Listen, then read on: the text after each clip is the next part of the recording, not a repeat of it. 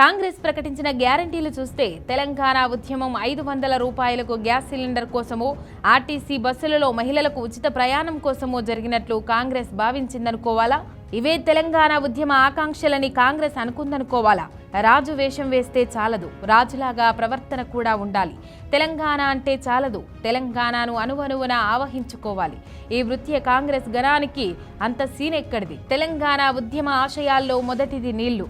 1952 నుంచి 2014 వరకు సింహభాగం పాలన సాగించిన కాంగ్రెస్ నీటిపారుదల రంగంలో చేసిన నిర్వాకం గురించి చెప్పుకోకపోతే తెలంగాణ ఉద్యమ సమయం నుంచి ఇప్పటి వరకు తెలంగాణ కాంగ్రెస్ ధోరణి అర్థం కాదు. ఏపీ ఏర్పడక ముందు తెలంగాణలో గంగాలాల వలె ఉన్న చెరువులు సమైక్య రాష్ట్రంలో తాంబాలల్లా మారిపోయాయి. నిజాం రాజ్యంలో నిర్ణయించిన ప్రాజెక్టులు ఆగిపోయాయి. పెద్ద మనుషుల ఒప్పందంలో నీటిపారుదల రంగంలో రక్షణలు అమలు కాలేదు. భూగర్భ జలాలు అడుగంటాయి. బోరు బావుల పాలైన వ్యవసాయం రైతుల ఆత్మహత్యలకు కారణమైంది. తెలంగాణ వచ్చింది దేవుని దయ వల్ల. కాంగ్రెస్ కాకుండా టీఆర్ఎస్ అధికారంలోకి వచ్చింది.